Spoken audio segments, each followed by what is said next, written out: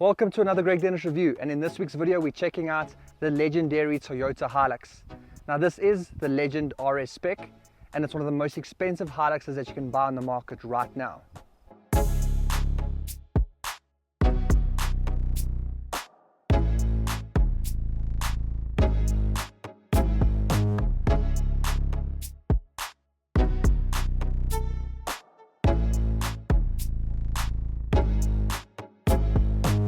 So let's first start off by just taking a look at the outside of the Hilux. And as you can see, it's very familiar Hilux. It's been around for a long time, but they've had to up it somehow from a cosmetic point of view, and they've done that by adding all of this dark grey molding. It's not it's not plastic, but it is actually dark grey, which they've added here, which is quite nice. And that's carried through to the whole of the front and the side of the car. So here you can see you've got this big grille up front, you've got some chrome elements. You've got these daytime running lights, which I really like. I think it adds and makes the front of the car look very modern and has this really aggressive look to it, which I think looks really cool. And then come around the side of the car, you've also got these sideboards or running steps, whatever you want to call them. And then coming to the back, this is where the RS really stands out, because here you've got this sports bar, is what I think they're calling it. But most importantly is you've got this roller shutter at the back here. So that's where the RS comes into the naming of this car. RS, roller shutter, and it's quite easy to use. And then looking at the bin in more detail, you've got a lot of space. It's all rubberized, but what's quite cool is that you do have power outlets over here, as well as some lighting at the back too. So I've got to figure out how you put the lighting on.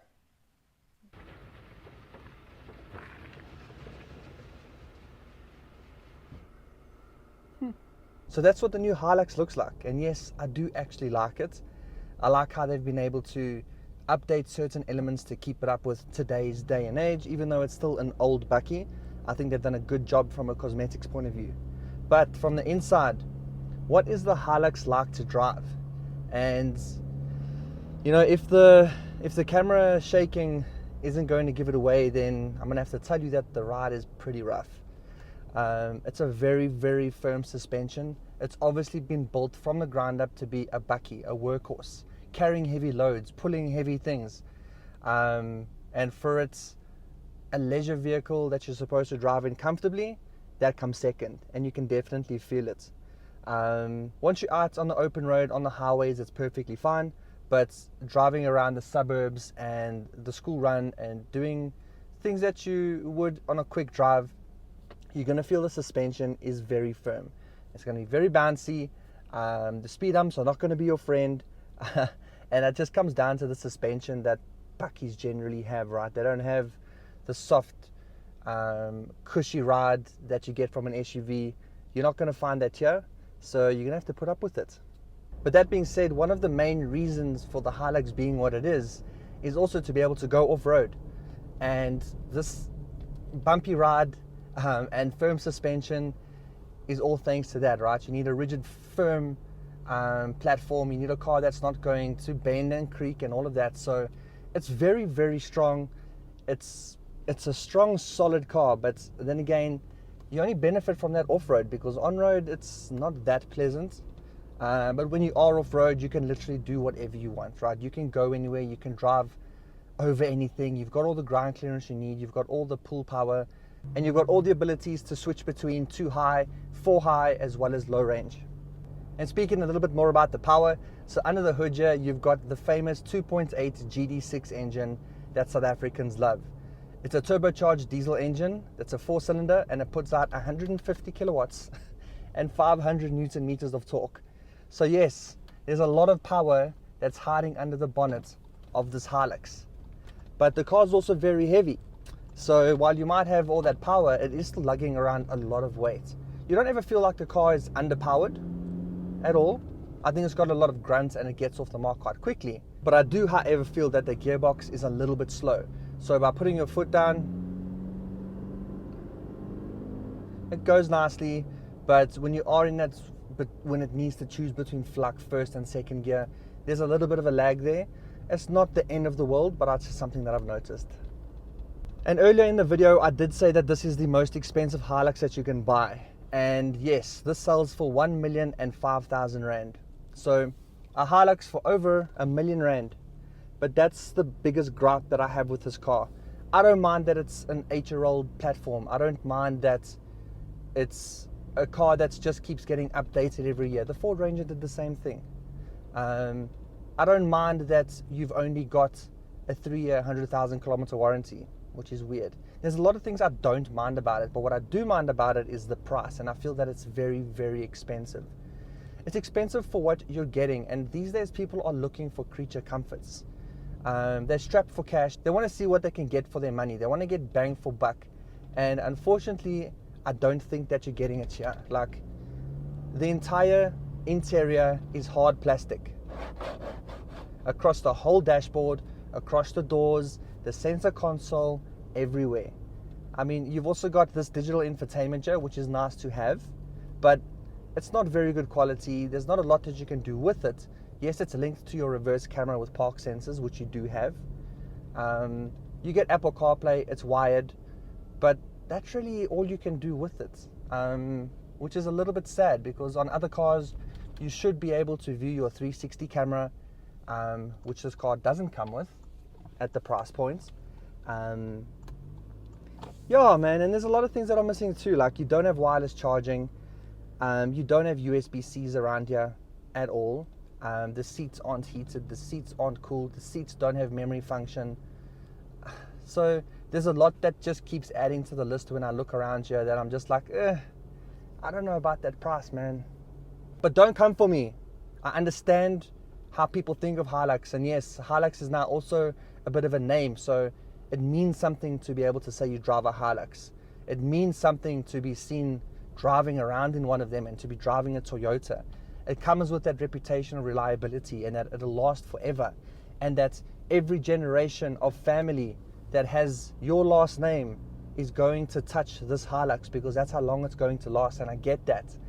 And maybe that's where the pricing comes in, that it's expensive, but you're getting all of that reliability and peace of mind. Yes, I know import taxes and everything has a lot to do with it too, but yeah, alas.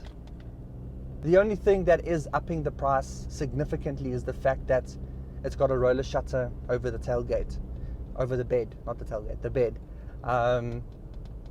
which is what this car is named after. So this is the Legend RS, and RS means roller shutter. It doesn't stand for racing sport or additional this and additional that. No, that's the GR side of things, not here. So you just get a roller shutter, and that's about it. Other things to note about the inside of this car is that you do get a JBL audio system. So it's the JBL speakers. It's also a JBL branded infotainment. So you've got the speakers all around the cabin, and the quality of the audio is actually quite good. I was expecting it to be a little bit worse, which it isn't, and I'm thankful for that. But yeah, you also get a full leather interior here, which carries through to the steering wheel. It's a very nice steering wheel. It's a great design. It feels good in your hands too. And you've got some buttons on it to obviously adjust your volume and whatever's happening through the infotainment, as well as to navigate the small little digital display you have in front of you, because you don't have a full display at this price. But yeah, otherwise, some other cool things that this car has is the lane departure, as well as the adaptive cruise control. Now, those are two things that I appreciate, because at this price point, that's what you should be getting, and they do have it. It's also worth noting that you do have automatic climate control, which is also dual zone, so you and your passengers are able to decide what temperatures you want to run your interior at, which is also a nice touch, and again, something I appreciate at this price point, because it needs to have it. Oh, sorry. Oh. But not every Hilux is going to cost this amount of money. Now, if you want to get into just a standard single cab entry-level Hilux, that's going to cost you just under 400,000 Rand. And if you are wanting to get into a double cab, sorry, I just had to pause the video here because I was about to speak out of my rear end with this pricing. Because what I was going to say is that if you want to get into an entry-level double cab, it's going to cost you 523,000 Rand. But that's why I say, like, there's a lot that this car does have, but a lot that it doesn't have, which I don't think substantiates the price of it. But something to give them kudos on, and this comes down to the reliability and the longevity of the vehicle, is that yes, everything is made of plastic, but that plastic is going to last forever. Nothing in this car creaks and rattles at all. even though the ride quality is what it is, nothing rattles in you at all. Off-road, on-road, nothing. And it is completely solid. The center console doesn't move at all, even though it's complete plastic. It's firm, it's rigid, and that's definitely a positive to the inside of this Hilux. So if you're not going to get soft touch materials, you're going to get an interior that's going to last you forever. But something I really do like about the interior is the way that the glove box is set up, or the cubby hole. So you've got a portion on top that opens and a portion down at the bottom, which I think is very clever and a great way to utilize space. And as I mentioned, the whole interior is leather, and just to add to the premium top of the range Hilux feeling inside you, they've also given you a black roof liner, black of the inside of the pillars and everywhere like that. So it feels premium in here. It's all black, it's dark, and it feels like you're driving an expensive bakkie. So again, a nice touch to add to this version.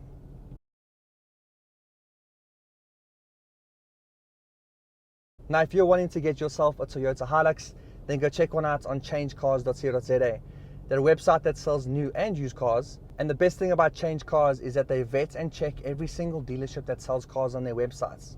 So you aren't going to get any of these dodgy fly-by-night dealers that are going to try to take advantage of you, scam you, sell you some vehicles that have had the kilometers turned back. That's not going to happen at Change Cars, because they vet every dealer and they make sure that every dealer they work with is also of the highest quality, because they rate every dealership too. And there's a whole bunch that you can do on Change Cars website too. From being able to find out what you can afford by putting in your budget. They'll let you know a list of cars that you can afford per month. They'll also beat your quote. So if you come to them with a quote from a dealership for a new car that's not on their websites, not only will they match that quote, but they'll also beat it. So go check out changecars.co.za. They're also a proud partner of Greg Dennis Reviews. And then onto the verdict in the form of the GDR test. So should you get the car? Should you drive the car, or should you remove it from the list of cars that you're looking at? Now for me, I would say go and drive this car. Yes, there's going to be a lot of people that are automatically going to say, I'm going to go buy a Hilux. But watch my review, take it into consideration, go take it for a drive, go see if you're happy with the ride quality. Maybe you don't need it to be comfortable, maybe you just need a workhorse, then this is going to be perfect for you. But in my opinion, I would probably go rather look at something like a P-Series. Yes, it's going to be a little bit underpowered, but you're going to get all of the nice and necessities and the nice features and creature comforts that you're missing from this car, as well as a really nice leather design quilted seating. It's bougie, okay? It's just a little bit nicer than this. As well as the Nissan Navara. I've driven that before. I really enjoyed that car. It was a very comfortable car to drive too, a lot more comfortable than this car. It gave out similar power figures. I think it was about 140 kilowatts and 450 Newton meters.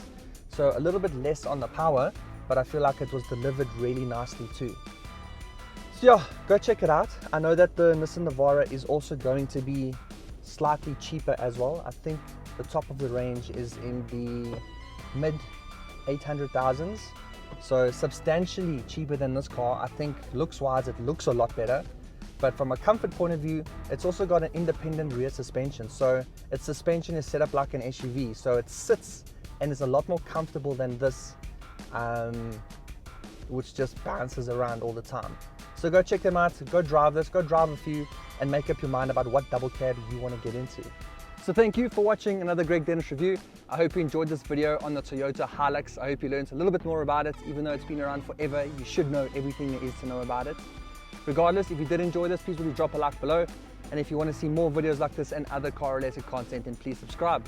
And until then, I'll see you in the next one. Cheers.